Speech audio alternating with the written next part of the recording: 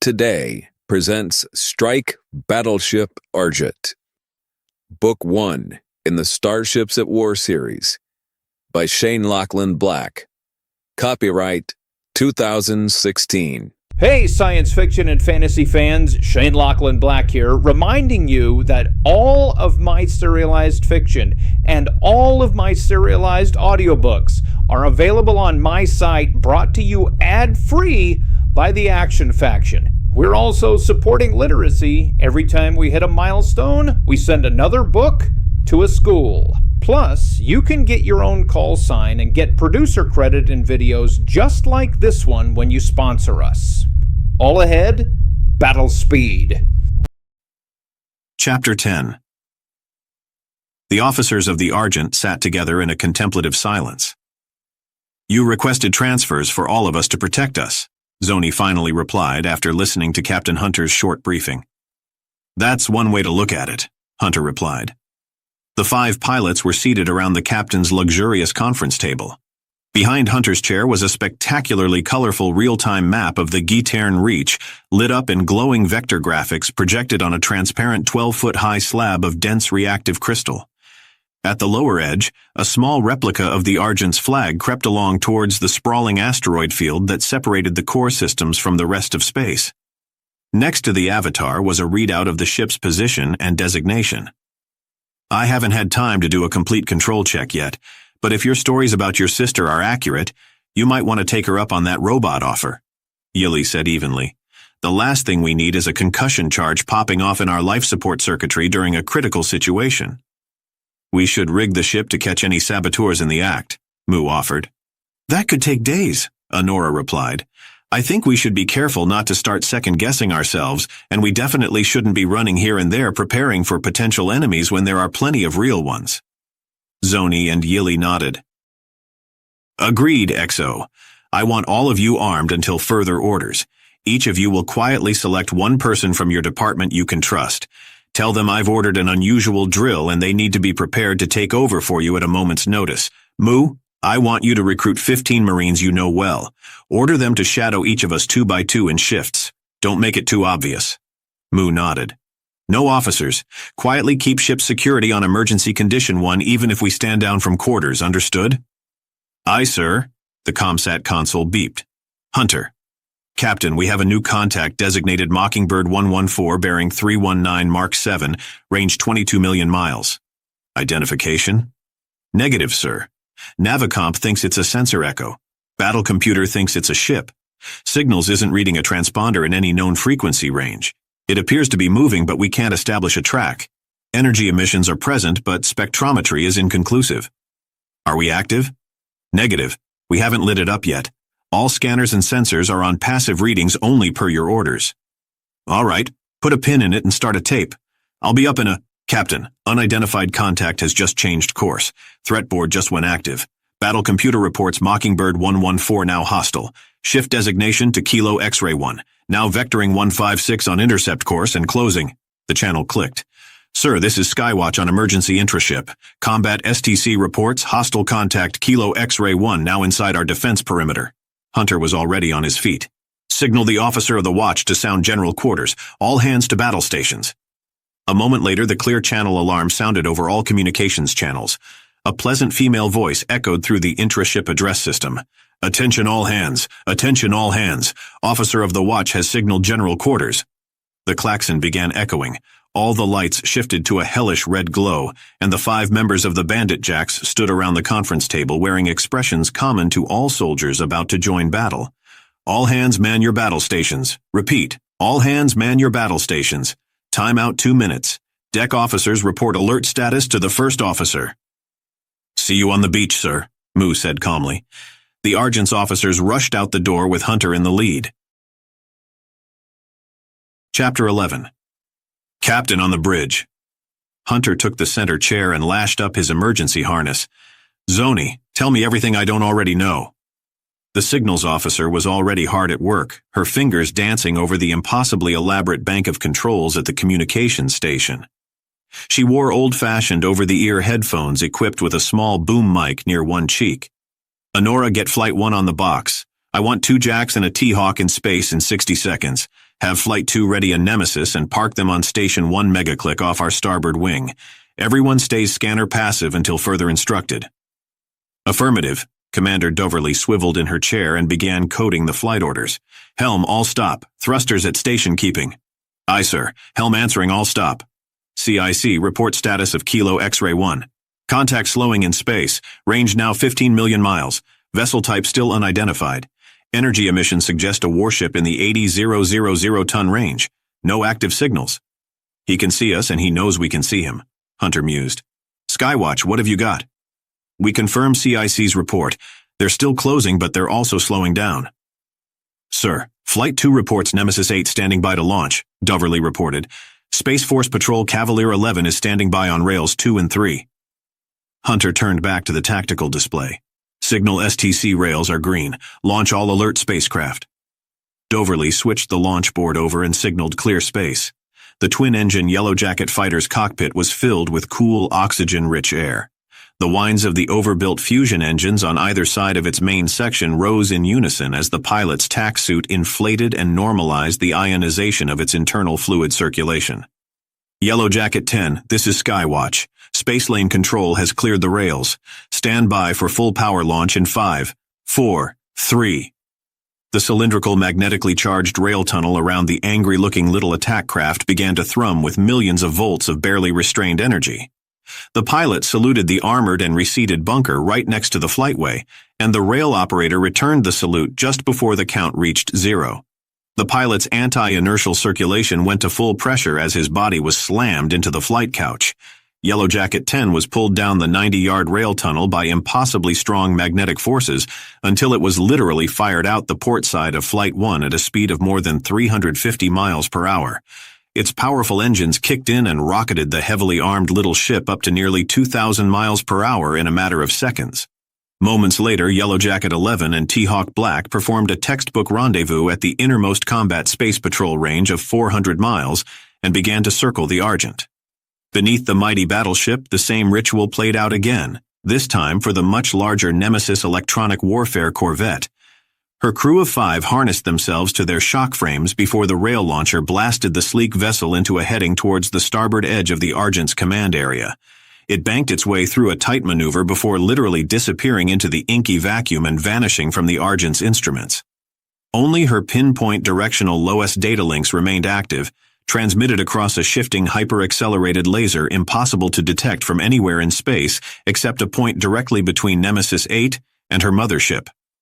The data link gave her both communications and telemetry without alerting any hostile ships to her position.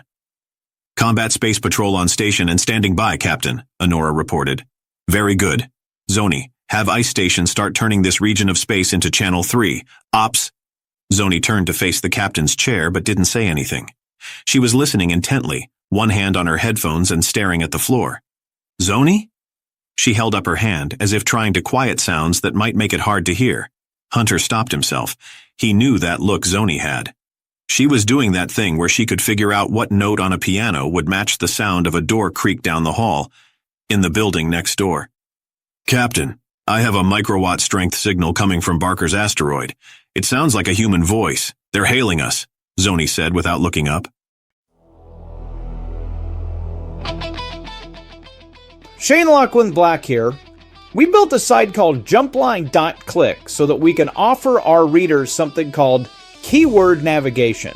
We give you a keyword, you type it in the box, and you click or tap the jump button. And it takes you to a location on our network. Could be a new story chapter, could be a new book, could be a game. But where this really gets powerful is when you use a permanent keyword like today or video. Those keywords always take you to the most recent update. And what we know is that everybody that uses Jumpline is a reader. We don't have to worry about bots. We don't have to worry about slop. We don't have to worry about fake traffic. Everything on the other side of Jumpline is the internet the way it used to be. Human beings enjoying our site. There are only 3 ways to get to Jumpline. You either type the address in your browser, you use a bookmark, or you use a QR code. There's no other way to get to the site. So, The first time you visit, make sure you bookmark or find a QR code and use that each time in your mobile device. That way you're sure that you are getting to the genuine site and you're getting all of the great updates that it makes available. Watch for the keywords under the jump button. Those are always updated and they're always current. We'll see you on Jump Line. 5x5. Hunter stared at the tactical plot. Barker's asteroid was far beyond the unidentified contact on the opposite side of the Argent's projected Z-axis. Hailing us at this range? Commander Doverly performed some quick calculations before getting to her feet. That's impossible.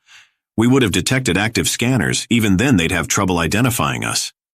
Let's hear it, Lieutenant, Hunter said quietly. The channel popped and sizzled with static and background noise. Buried deep in the electronic haze, there was a thin, tinny-sounding voice clearly audible. Hunter couldn't tell who the voice belonged to, but it sounded for all the world like a 1940s radio broadcast. Argent, you're walking into a trap. It's a setup. Run before it's too late.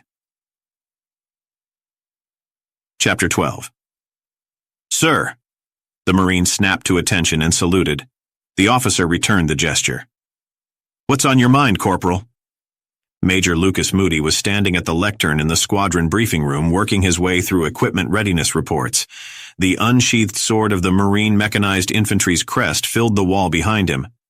Sir, well, see, the guys and me, we've been talking and… Just say it, Corporal. The 2nd Marines are a team, commanding officer to gas can. The Major's encouragement didn't seem to do much for the young Marine's uncomfortable expression. Well, sir, I found out the skipper's just a little older than me, and I was wondering if that's, a normal thing in the fleet? He scratched the side of his nearly shaved head with a confused look. You have plans to join the officer corps, Marine? No, sir. I'm pretty happy just being one of the guys. He chuckled nervously.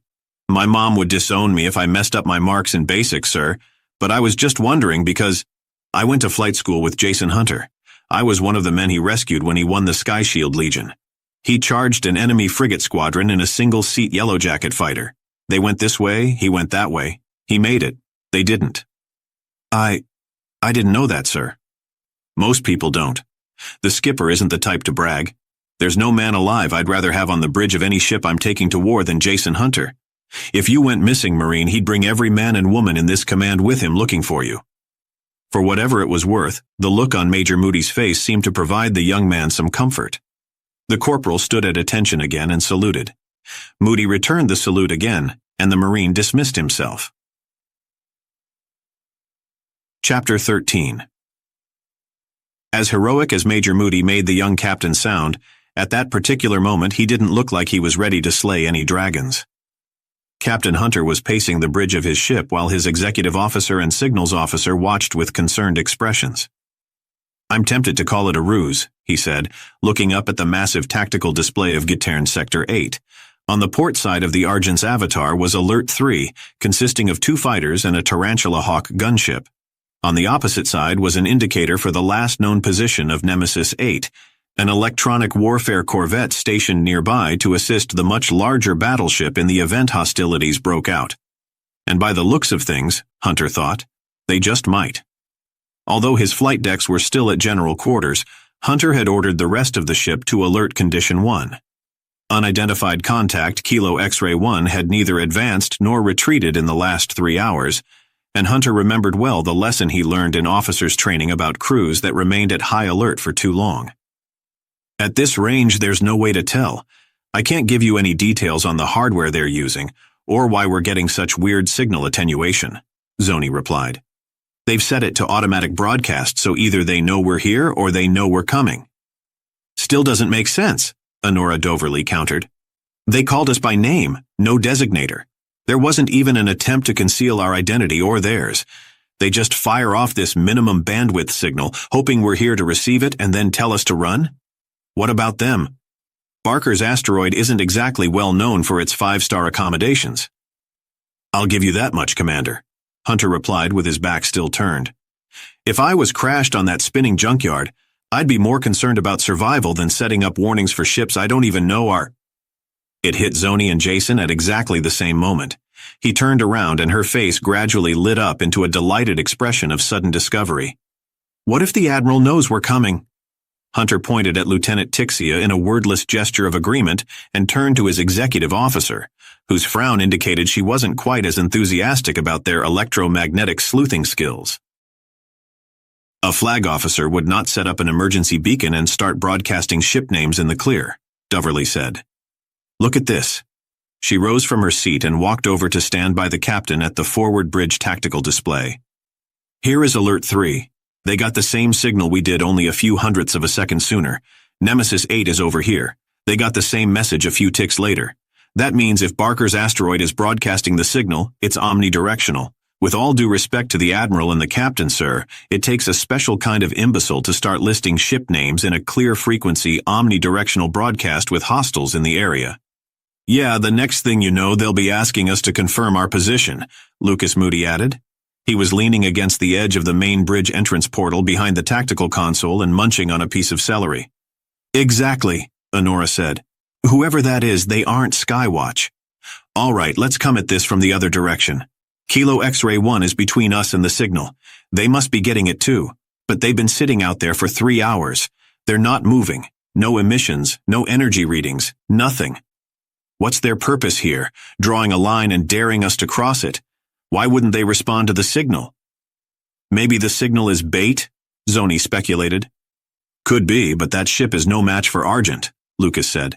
Why draw a line in the sand if the guy's just going to push you down and step on you?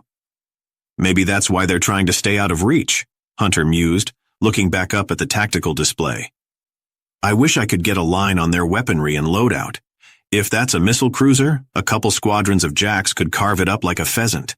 But if they're loaded up with energy weapons, how sharp his teeth are only matters if he bites us, Commander Doverly said. Want me to take a flight of paladins out there and kick the door in, Skipper? Moody asked. I've got a tougher job for you and the boys, Major, Hunter replied. When the time comes, I want you to set a squadron down on Barker's asteroid and find out who's playing with the radio. Bridge to sensor section. The overhead intraship comlink switched over and a pleasant female voice answered. Sensor section, Ensign Kavanaugh. Do we have anything on the Dunkerque we can get through passives? Radiation trail, reactor signature, last known course, anything? Negative, Captain. Unless we go active, we can't turn the clock back that far. Nemesis 8 could probably do it, but covering the sector yard by yard is going to take a while. How much of a while? At least a couple of days, Captain. Gitairn is a big box of rocks, and every asteroid out there is a special signal-reflecting, interference-producing snowflake. Hunter ran his fingers through his light-colored hair. Well, I'll say this much. Whoever decided to drive me up a wall today sure planned ahead. Bridge out. The bridge crew quietly continued monitoring their instruments and waiting for orders. Hunter paced. All right, we didn't fly all the way out here to watch the paint dry. I want the Dunkerque found, and right now the prime suspect in her disappearance is Kilo X-ray 1 bearing 319. Hunter fell into his command chair and punched the intraship. Alert 3, this is Charlie Oscar. I want a loud ID pass on target Kilo X-ray 1. Acknowledge. Yes, sir, came the confident reply.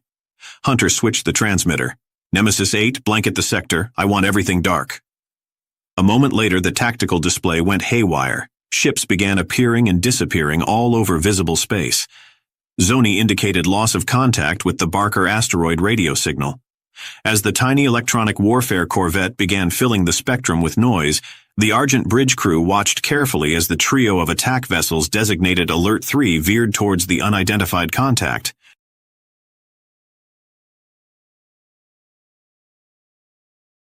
Chapter 14. Yeely was engrossed in her work. The Argent engineering section had to be seen to be believed. Reactor 7 towered over the assembly chamber where the chief engineer had set up shop. The lieutenant was seated at a workstation observing changes in the chemical residue from alternative fuel mixtures and absently poking at a salad. After her quiet and unheralded arrival as the new officer in charge of the entire engineering staff aboard the Argent, the other crew members weren't too sure what to make of her. It took some time to get her to mention her last name was Curtis. Some of the junior officers suggested a nickname of Annie, while others preferred Girl with a Gun, as she seemed to be permanently armed with a heavy blaster disruptor pistol in a low holster on one side. engineers were almost never armed. For one thing, they had enough tools and equipment to carry around. For another, most of the engineering crew had long since let their rifle and pistol skills wither. As crew aboard a Skywatch starship, they were required to pass basic training, but once they got their ship and assignment, most found themselves far too involved in their work to worry about regular visits to a rifle range for training. Besides, there were always sentry marines posted. During the first few shift changes, and especially during the battle drill, Lieutenant Curtis had started a habit of wandering around the section and arriving on the scene of less than successful efforts by other engineering crew members precisely when the raised eyebrow of a senior officer would do the most good. She would rarely speak. She would only observe, add a quiet and then leave. At first, the engineering crews thought she was being critical, but she never followed up. After a few rounds of this, they weren't quite sure what she was doing. The results, however, could not be argued with. Engineering crews would start obsessively checking their own work to avoid the nod and the from the chief engineer, and in the process, in the space of scarcely a day, both efficiency and productivity had started to climb. Without a word, the OCE officer had turned the sprawling department into the beginnings of a self-checking, self-supportive team. All this was just fine with the lieutenant, of course. What she really wanted was peace and quiet so she could learn the ins and outs of the Argent's reactor array and power systems as quickly as possible. One thing her new ship was not was a Yellow Jacket fighter. The assembly bay for multi-axis laser-activated Mala fusion reactor number 7 was appropriately spacious. Most of the atmosphere-exposed surfaces were coated with white anti-static paint to help prevent charge buildup from the ionized coolant mixture. The von Mansfried design reactor chamber resembled the base of an enormous grain silo surrounded by waist-level control consoles and the emergency isolation shield mechanisms. 2 levels of gantry walkways were constructed overhead, each designed to grant crew members access to the baffles, electronics access panels, and emergency facilities at assembly levels 2 and 3. Each was 35 feet higher than the one below it. A ladder extended from gantry 3 to the chamber escape hatch at the ceiling level more than 12 stories above the deck. It was impressive enough on its own. What Yili and all other chief engineers knew was politicians and press were always humbled when they learned Citadel-class capital ships like the Argent had 7 more just like it, each one capable of a sustained output of 40 megawatts and theoretical burst capacities of up to half a gigawatt. Reactor 7 was currently quietly operating at a fairly reserved 1.5% of full capacity, with most of its energy being used by Flight Deck 3 to cycle fighter and gunship battle screens for testing. Other engineers occasionally wandered through the Reactor 7 assembly room, most carrying man-portable pieces of testing equipment from one place to the next. Some of the heavier stuff was mounted on wheeled trucks for convenience, and some of the really heavy pieces of equipment and tools were transported by driven vehicles. Unfortunately, none of those crew members, engineers, or patrols noticed the shadowy humanoids gathering on Gantry 3. Their plans had been underway for several minutes without detection. Some of the Marine Guards had been lulled into a false sense of security by the formidable nature of the automatic intruder alert systems, and as a result, they had allowed their powers of observation to become rusty. The fact that everyone would later agree saved the ship was that Reactor 7 was also being guarded by Major Moody's low-key guards for Lieutenant Yili Curtis. "Intruder!" Yili looked up with a start and saw one of the incognito Marines dive towards the deck alarm. The soft sounds of beam weapons fire filled the chamber, and blinding lances of white light rained down from the overhead gantry. The young Marine never made it to the alert console. The boarding party knew they had only a few moments' delay before the entire ship would know they were there, so they put those moments to deadly use. The other of Lieutenant Curtis's undercover guards actually managed to return fire before he was driven behind an auxiliary power generator to avoid being vaporized where he stood. The next group of crewmen to enter Reactor 7's assembly chamber came under immediate attack. The one leading the truck carrying oil and fuel residue from Paladin landing mechanisms was instantly vaporized by a center-of-mass shot to the chest. The others had more fortunate cover positions behind the truck and managed to escape the chamber altogether. The lieutenant moved quicker than most would have believed she could. She ducked under her workstation and swiftly moved towards a cover position behind Auxiliary Power 2. She was only 3 yards from safety when one of the intruders confronted her at deck level. All Yili could see was a dark humanoid form of some kind wearing what might have been an all-black tack suit. Whatever it was, it seemed equally surprised to find anyone so close. The intruder drew a bladed weapon and lunged, driving the point down towards Yili's back. Argent's chief engineer ducked into the motion and slammed both her fists down on her opponent's instep. She actually felt at least 2 bones break.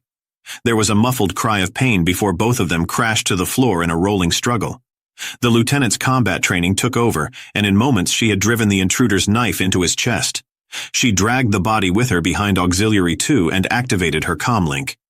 On the bridge, Zoni was busy punching a hole through Nemesis 8's interference to establish a solid channel with Alert 3. When the indicator for an intraship hail directly to her designator came through, she answered it right away. "Bridge, signals." Yili's voice was an urgent whisper. "Zoni, this is Yili in Reactor 7. Intruder alert. I say again, intruder alert. They've shot 2 of my men and wounded a 3rd. I need Mu to deploy assault teams at all the strike points on the port side of Reactor 6. Acknowledge." "Affirmative, Jack 4. Hold the fort. We're sending the cavalry." Zoni switched intraship communications over to wired channels and activated an EM communications blackout. Dominique responded with a series of security options, which the signals officer activated on her own authority. "Captain, we have an intruder alert in Reactor 7. Communications are black. Engineering is requesting backup." Hunter turned to Mu and shouted, "Go!" The Major scrambled back down the Deck 1 corridor towards the magneto lifts, activating his comlink as he ran. It detected the ship's communications blackout and shifted to one of 3 pre-selected frequencies not affected by the electronic noise the rest of the ship's repeaters were broadcasting at maximum power. "This is Tango Charlie. Repel borders Reactor 7. Repel borders Reactor 7. Assault armor to all strike points. Honora, sound general quarters all decks. Intruder protocols. Stand by environmental defenses. Neek, let's start with Protocol 1. "Affirmative, Captain. Signals has already activated all automatic security protocols." 3 cheers for efficiency, Hunter said. "Zoni, give me a tactical view of Deck 29, port side aft. Overlay locations of all biological life signs and then subtract anyone wearing a comlink." "Acknowledged. Tactical on screen." The captain had just gotten out of his chair to take a closer look when intra-ship wired communications channels sounded the alert tone. "Bridge, this is Skywatch. Kilo X-Ray 1 is on an intercept course bearing 321 range 7 million miles and closing. Zoni, scrub Alert 3's ID pass, scramble formation and stand by for attack orders. Bridge, CIC, missiles in space and tracking, vampire, vampire, vampire."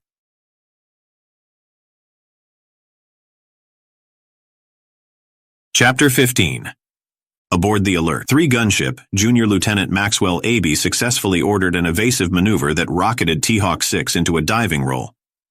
The rest of his 5-man crew breathed a machine-filtered sigh of relief as they silently thanked him for not listening to the steady stream of complaints about orders to keep their shock harnesses threaded and fastened. Moments later, a formation of lethal warhead-tipped missiles ripped through space directly through their previous course. Right behind them was the still unidentified Kilo X-ray contact. "Target acquisition! We're being lit up!" Flight Specialist Katza shouted. "Pivot on your bearings and bring our forward screens to double power," Abi replied.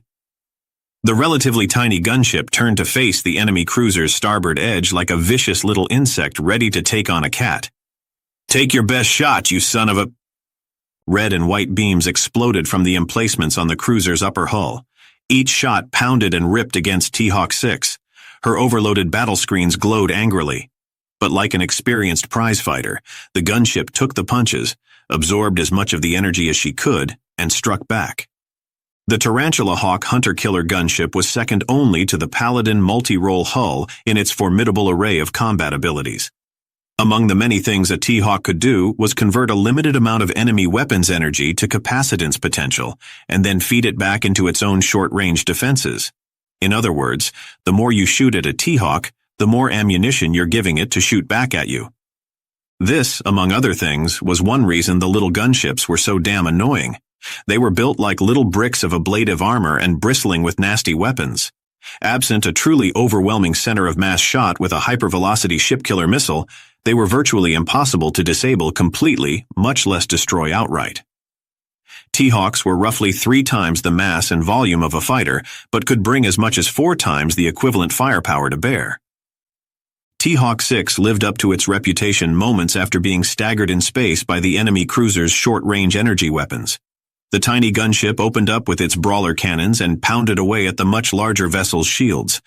The cruiser shuddered with the punishment, and an alarming number of its armor plates buckled under the first barrage. For a few moments, the two ships traded punches like it was the 12th round of a mismatched and unsanctioned bout in a speakeasy basement.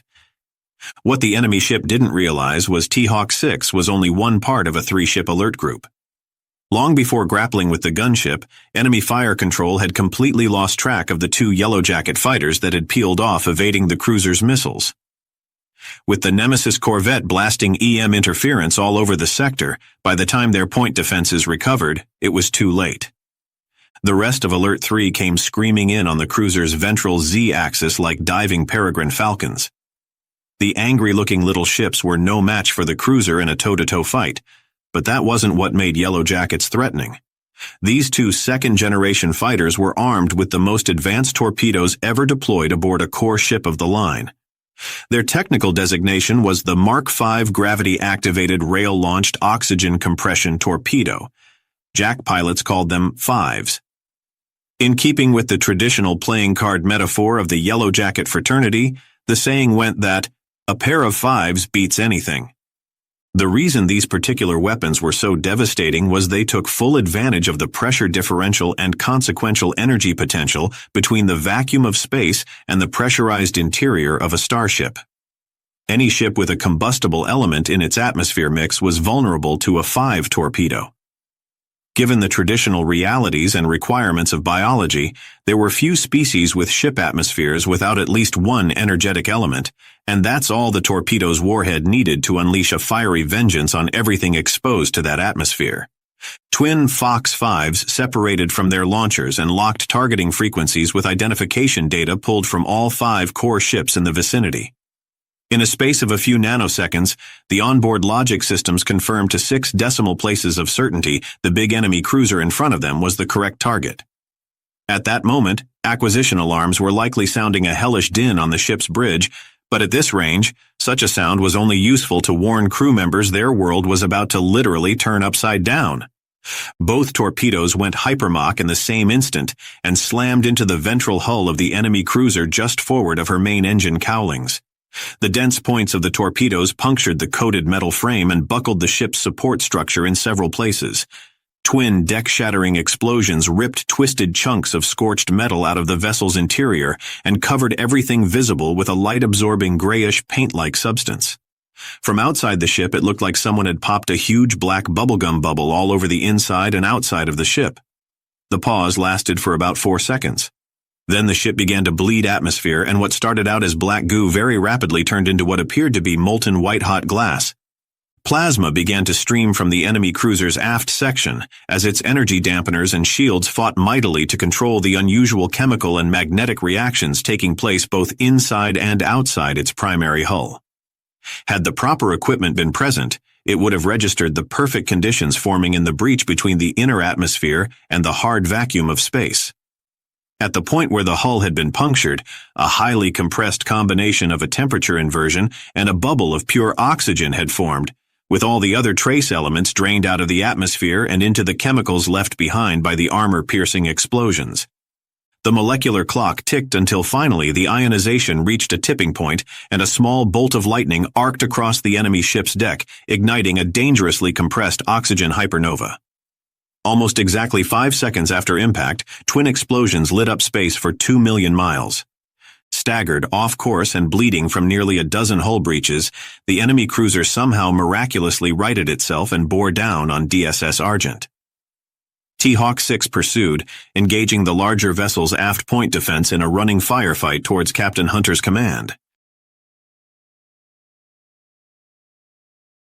Chapter 16. CIC report! Point scanners are tracking 68 inbounds with harmonics up the range to 5 frequencies. At least a quarter of those birds are track-on-scan, and another 20% are likely track-on-signature. 40 seconds to impact. Helm, reverse all engines, full power. Give me a course 170 by 180 and reorient our heading 17 degrees starboard to bring port heavy point defenses to bear on the inbounds. Aye, sir. Helm answering all engines reverse. New course 180 orienting heading to 170 relative. The auto systems opened up, spitting 60 high-energy superhot bolts of plasma energy a second at the rapidly approaching missiles. Half the incoming wave detonated, filling space with plasma disruptions, debris, and interference patterns. The remaining missiles screamed out of the fireballs and continued to accelerate, dodging and swerving to avoid the Argent's formidable screening weapons. By all modern battle protocols, Hunter was playing it by the book. His biggest problem was his big ship. Citadel-class vessels were designed to direct maximum firepower at big enemy targets. While they were no slouch in a stand-up fight, they were 3 times as powerful in a battle group, where smaller, more specialized vessels like anti-missile frigates and escort destroyers could sweep the battle space clear of missile barrages and fighters and leave the capital ships free to do what capital ships do best. If any criticism could be directed at the young captain, it would have been his choice not to launch a larger combat space patrol. A properly formed strike squadron might not have been able to replace a battle group on a 1-to-1 equivalency, but it certainly could have provided Argent with far more effective screening. Hunter wasn't worried. 3 dozen missiles were a concern, but even with X-ray or antimatter warheads, they shouldn't be able to overcome the mighty battleship's heavy shields or magnetic armor belt. Tactical, launch countermeasures, maximum power to heavy point defenses, reinforce port-side battle screens, and stand by to sound collision. Aye, sir. Launching countermeasures. A swarm of more than 100 tiny rockets packed with electronic warfare circuitry exploded in all directions from Argent's hull. They all went live at once, pouring millions of watts of power through transmitters designed to scramble everything from short-range ultra-wideband to 2 cans and a piece of string. Some were set to pretend they were entire ships. Others were simply set to blast noise on a wide frequency range as long as possible until their tiny capacitors were drained of their energy. Zoni? Nemesis can't punch through all this at once, sir. Some of those missiles are going for the countermeasures, but most aren't. We're just too big a target and we're too close. Then we'll do it the old-fashioned way, Hunter said rhetorically. Helm, bring us up on the Z-axis and stand by port heavy point defense. Aye, sir. Heading Z now 040 true. Sound collision? The alarm sounded on all decks as the first missiles broke threat range. The entire bridge crew watched and waited for their heavy point defense batteries to obliterate the missile barrage. Nothing happened. Chapter 17. Heavily armed Marines from 2nd Paladins advanced 2 by 2 down the darkened reddish corridor leading to the load lane for Auxiliary Power 7. Internal sensors had confirmed more than 24 distinct signatures of humanoid life forms at various locations in and around the engineering deck, but by now the intruders were doing a more than adequate job of concealing their locations with man-portable sensor scrambling equipment. What was clear was the boarding party was heavily armed and highly motivated. They weren't attacking or trying to advance and capture larger sections of the ship. For reasons unknown, they seemed to be content to fortify Ocon 7, Reactor 7, and one of the coolant system's overload control mechanism chambers aft of the assembly room, where the initial attack had taken place. They seemed to be waiting for something.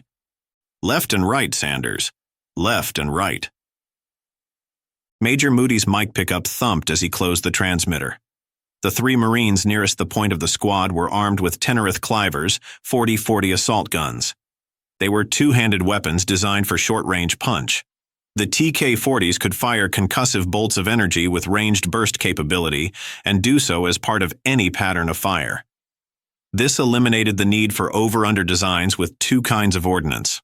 Like a grenade, a conch bolt could be set to detonate at range or detonated at range with another shot from the same gun. At ranges under 20 meters, they were the equivalent of combat shotguns, if such weapons were being wielded by 15-foot-tall guerrillas. One Marine could lay down enough suppressing fire to pin a small company if he got far enough out in the open and really let his weapon get the bit in its teeth. Sustained fire from 6 Marines could rip the first floor out from under a 6-story building in a matter of a few seconds. Vital to the Argent's Marine units were the ship's own defensive systems. All of the second Paladin's weapons were tuned to the deck battle screens, such that any shot fired by an Argent Marine would be absorbed by directional shielding around the decks, bulkheads, ceilings, and doors. Properly configured, they prevented the assault teams from blowing holes in their own ships with their guns. The systems could also be tuned in reverse, allowing Argent forces to fire their weapons unimpeded while blocking enemy fire. Unfortunately, at the moment, the shielding on the port side of the ship was operating on reserve power at only 40% capability. First Squad Corporal Benjamin Sanders stopped at the load lane and peered around the corner. His TAC systems performed a half-second analysis of the 60-foot corridor and reported no targets. He made a quick hand gesture and waited for instructions. Set ambient and advance, 2 by 2. Sanders crept quickly down the hallway and stopped, back to the bulkhead. The 2 Marines following his lead silently arrived at his side a moment later. His TAC suit alerted on the door, and the signal was transmitted to the rest of the squad instantly. Major, I have hostiles inside Oxcon 7. Hatches sealed. No damage visible to decks or bulkheads. Moody keyed his comlink. Zoni, this is Moo in engineering. Confirm hostiles only in Oxcon. The hatch opened, and one of the hostiles casually emerged. When the lights from the assault team's TAC suits hit him, he tried to scramble back inside and ran directly into the face of the rifle-armed intruder behind him. A shot punctured the ceiling and sparks showered all over the deck. One of the Marines behind Corporal Sanders fired a single shot from his TK-40, which flashed down the hall and detonated, nearly overloading the battle screens and causing the deck to buckle and shudder. More intruders ran to the door, and an all-out melee ensued. Sanders pulled one of the black-suited humanoids into the hall and slammed him back first against the opposite bulkhead. Another Marine struggled with the armed intruder and his weapon, causing another shot to go off. This one blasted a foot-wide hole in the opposite bulkhead. The overpressure from the explosion knocked Sanders off balance and he fell, pulling his opponent with him. This left the armed intruder alone in the middle of the hall. He leveled his weapon and aimed at Major Moody before the Marine officer punched 3 blinding white conch rounds into his midsection. He wheeled back over the other 2 and landed hard. His rifle clattered on the deck. "Say again, assault team! Say again!" Zoni's voice was modulated by static and harmonics over the intraship channel. "Confirm hostiles only in Oxcon 7, Zoni. We've got weapons fire down here. You, on the floor. Hands where I can see 'em, or you're next." Sanders and the intruder's struggle abated somewhat, and finally, the unidentified humanoid raised his hands in a gesture of surrender, with Corporal Sanders' arm tight around his throat. "Confirmed, assault team. 6 hostiles only in Oxcon 7. Private, seal that hatch." "Sir?" the private replied, unsure why they would close the door on the bad guys. "Seal it," Moo replied. "Sanders, bring him and pull back. Let's go." Sanders pulled the prisoner to his feet and shoved him down the corridor towards the Major. "Zoni, patch me to intraship but only inside Oxcon 7. "Affirmative, Major. You're on." "Attention, unidentified personnel. You have exactly 15 seconds to put down your weapons and surrender your position, or we will depressurize the chamber and take it by force. Acknowledge by knocking on the hatch 3 times with a weapon." 5 seconds passed. "Major, I'm getting odd readings from Oxcon 7. Are you sure?" The deck alarms all went off at once. The lights shifted to a painful bright yellow. "Explosive alarm! Everybody out! Move! Move! Move!" Moody grabbed one of the Marines by the scruff of the neck and the prisoner with the other and charged back up the corridor away from the load lane. The explosion surrounded everyone and everything with a flaming gale force wind before the shockwaves shattered the deck and bulkheads.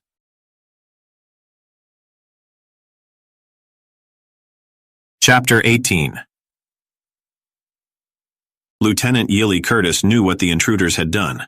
She knew what was happening to her ship, and she had to admit it was a beautifully executed act of pure sabotage.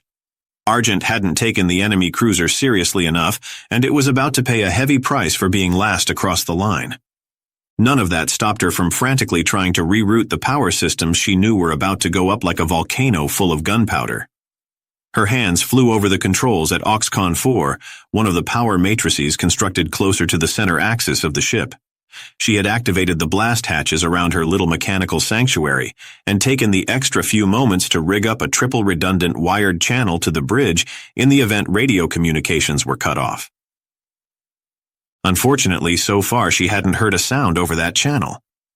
The lights went out for the 5th time. She grabbed her shock couch harness with both hands and braced herself. The subsequent crash and metal-tearing lurch in the deck plating shook the small chamber she was in like she was inside a flimsy aluminum storage cabinet being thrown down a flight of steel stairs.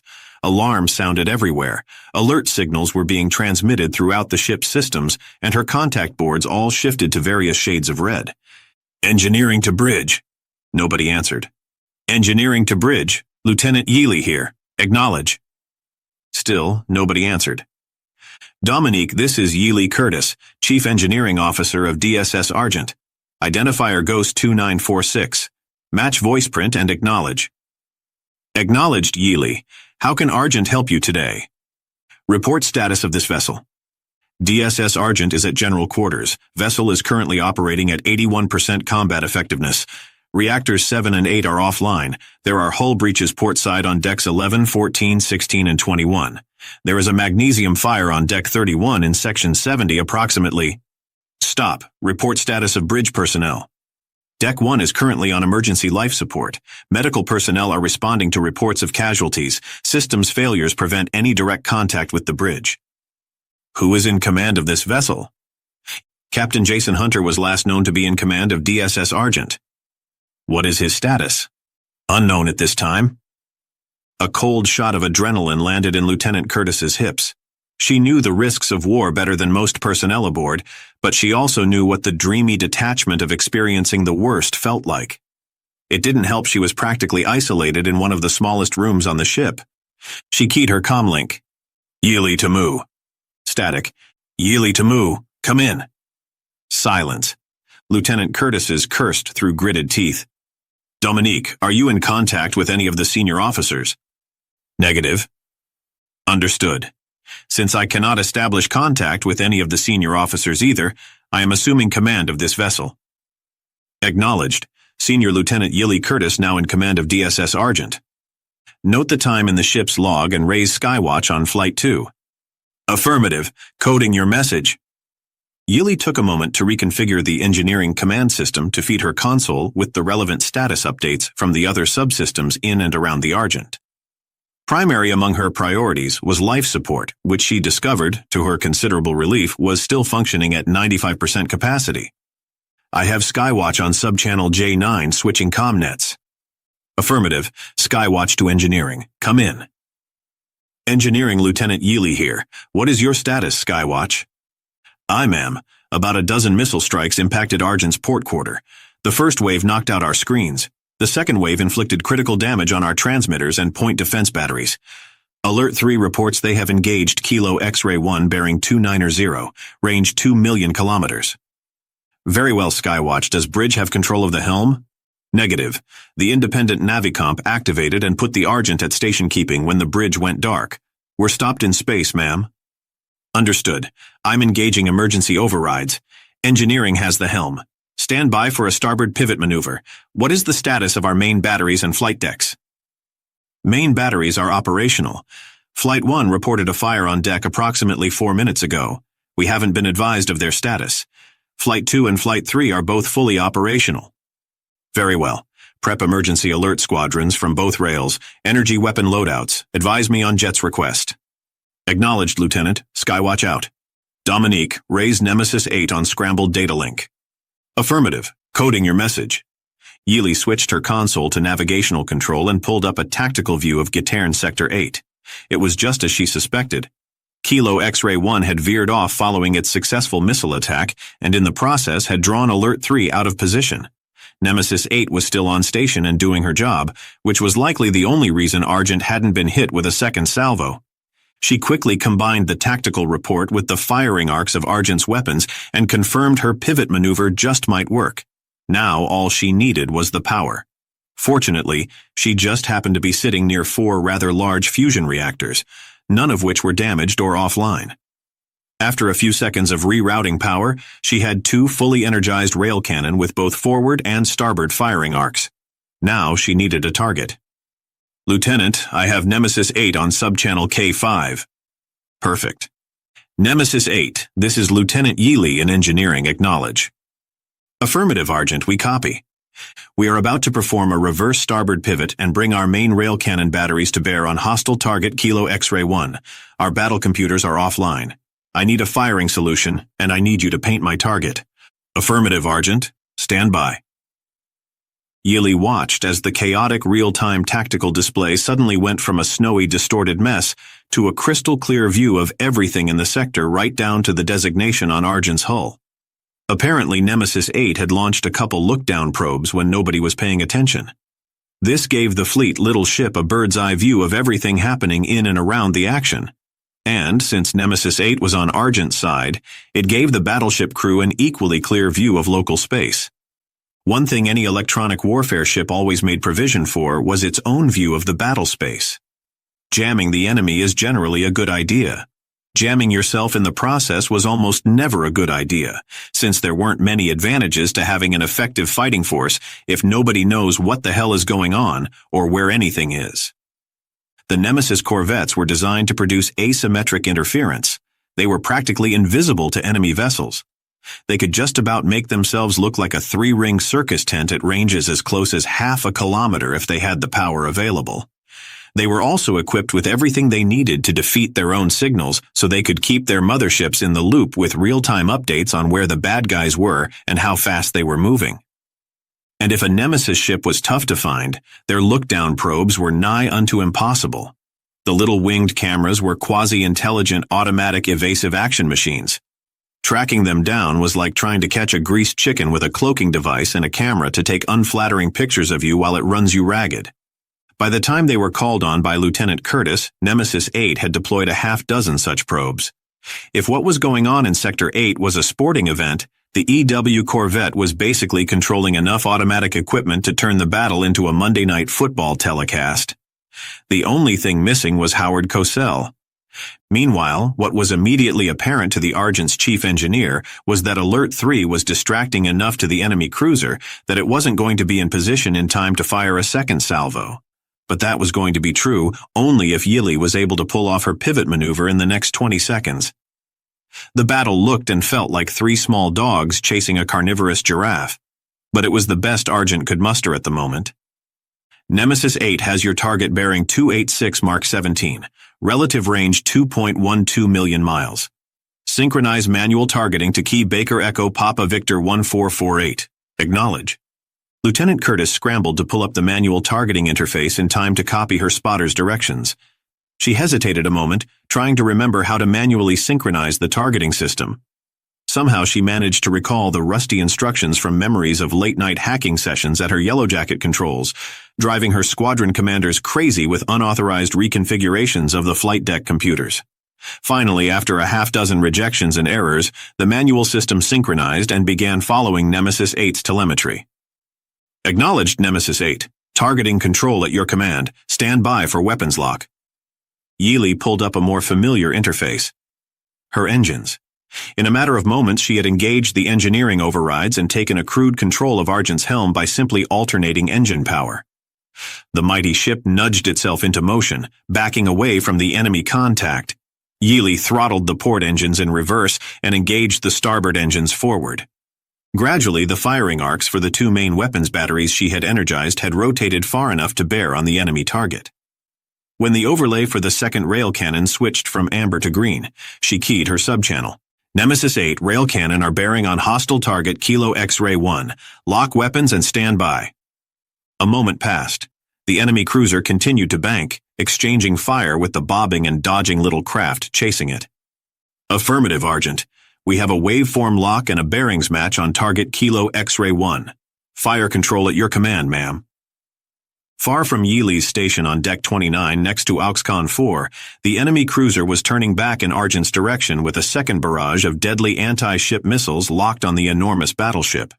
For reasons none would have been able to explain, all the interference in the sector had disappeared in a split second, leaving the enemy vessel with a wide-open 5x5 frequency lock on the larger ship's space traffic ILS beacon. There were some anomalous readings, but the enemy fire control mistakenly concluded it was due to residuals from the previous interference. It didn't realize it was an invisible electronic warfare corvette providing range and position data to their target. The first rail cannon shot missed, but the subspace disruption didn't. The flash from the passing projectile caused all of the cruiser's polarization systems to reflexively darken its external-facing ports. By the time the cruiser's automatic systems realized they were under attack, they had no time to evade the second shot, nor did they realize Yili had echeloned her weapons in a continuous firing cycle. The second shot ricocheted off the cruiser's dorsal engine cowlings, slamming against already weakened armor and reigniting the fire's damage control parties had fought to control ever since the torpedo attack. The cruiser stumbled, but continued to close range with Argent, waiting for the moment when it would reach optimal range for another missile barrage. Yili waited patiently, living up to her brief reputation, except now she was a girl with some rather larger guns than before. She maintained her weapons and their synchronization with Nemesis 8's sophisticated targeting computers. Rail Cannon 3 finished reloading, snapshotted the targeting data and fired again, lighting up space for hundreds of thousands of kilometers.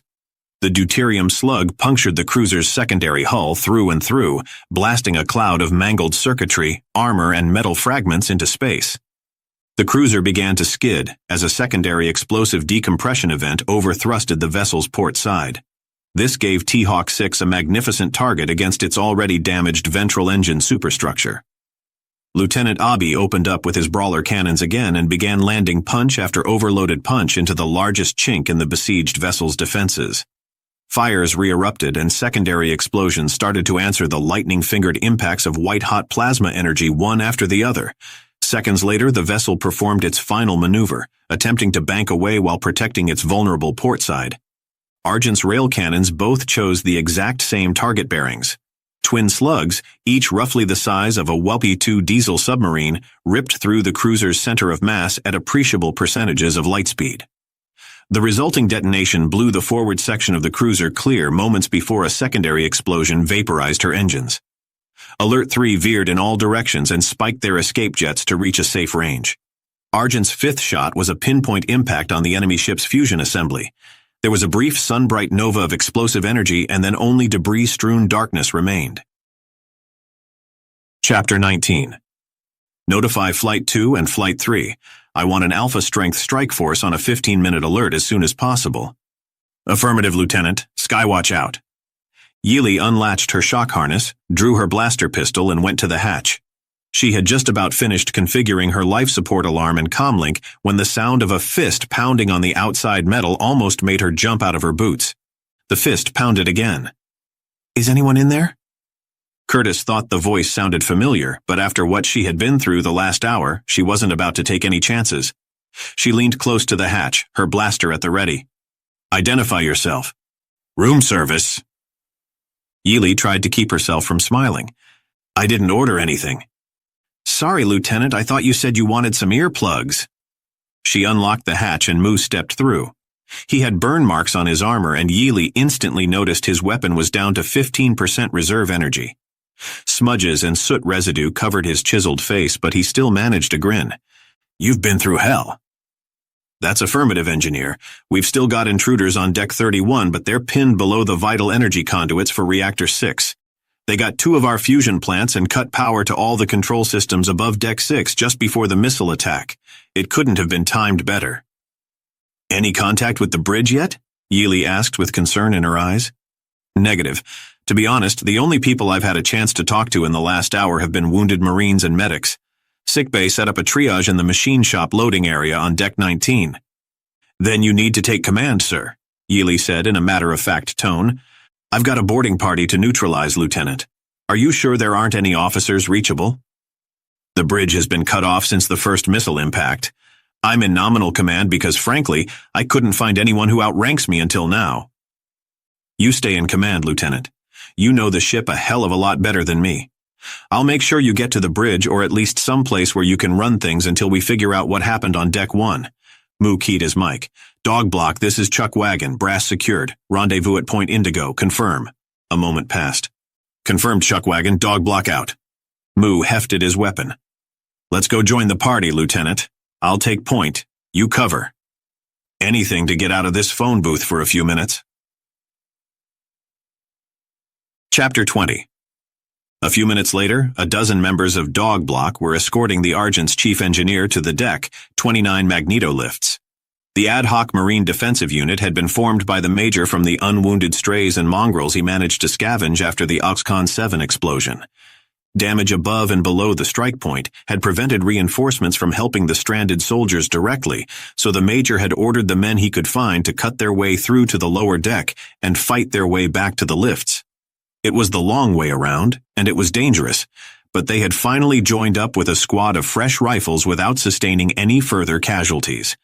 Now that they had access to the lifts, they could form a perimeter and isolate the threat. Move to bridge.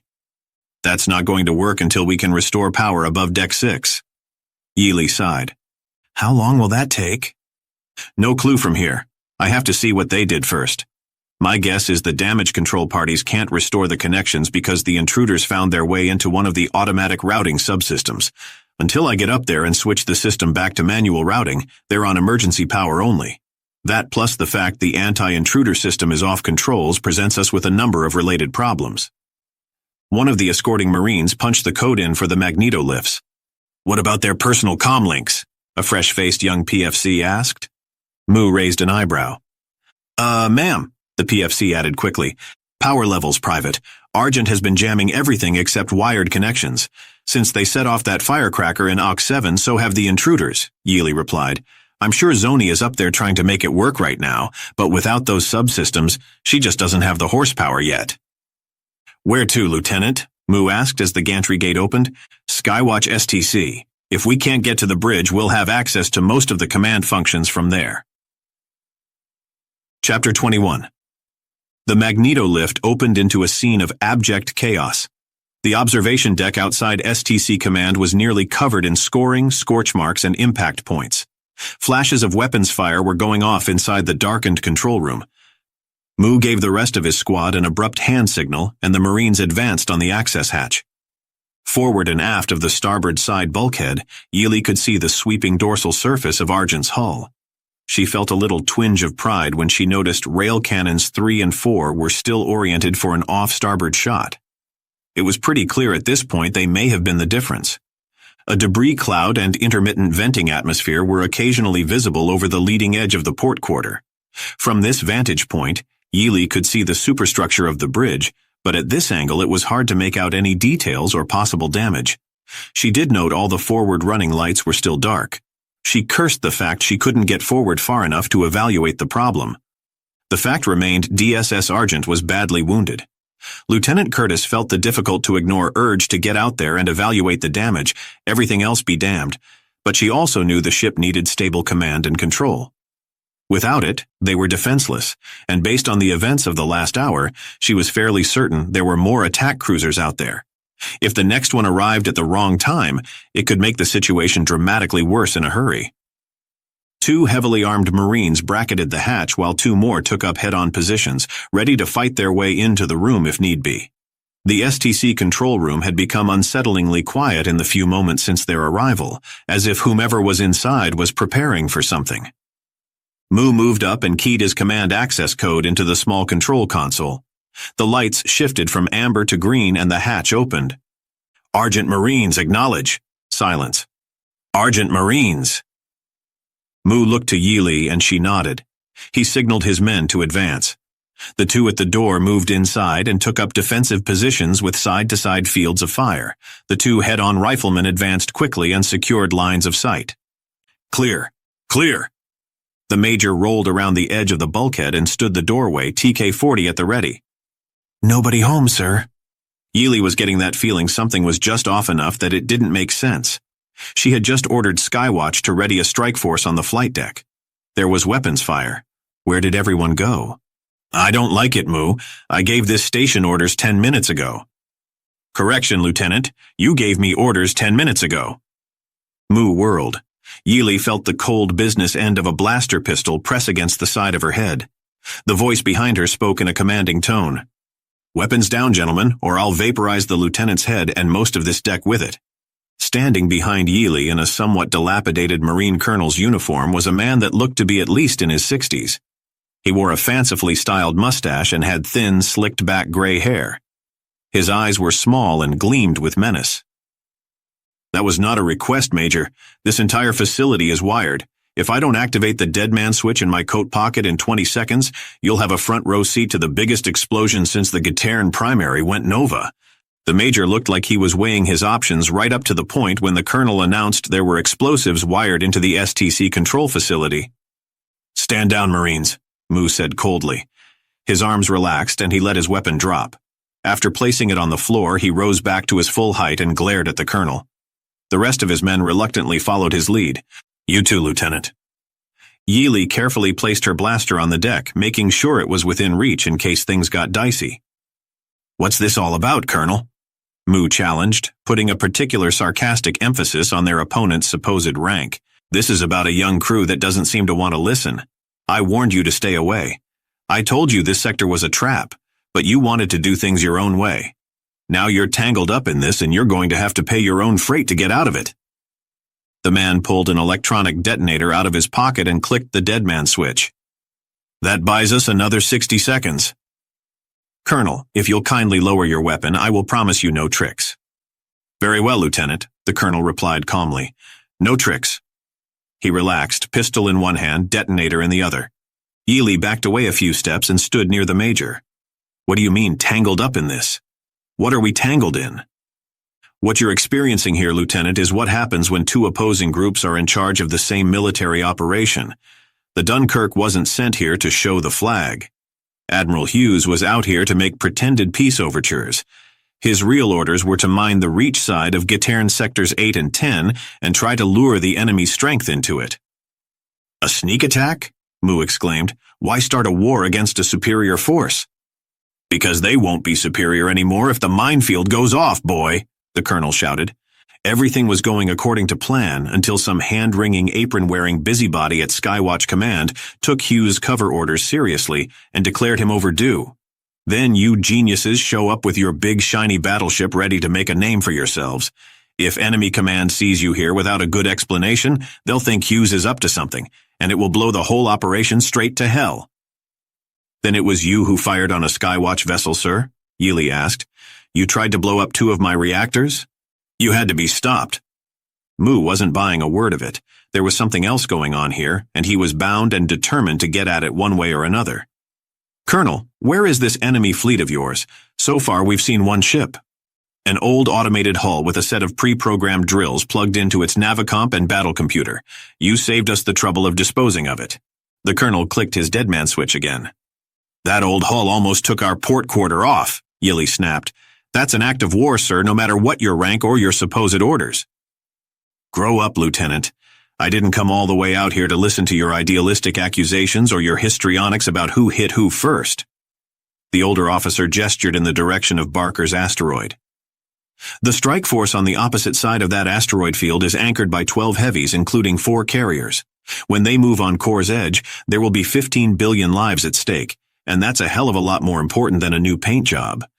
Now I'm going to ask you this one time, Major, as I'm presuming you are in charge of this little field trip. Are you going to join the winning side or not?" Mu's face darkened. The Colonel stared right back at him. "If not, I'll just drop this switch down the lift shaft and let 8 tons of explosives solve your problem for you."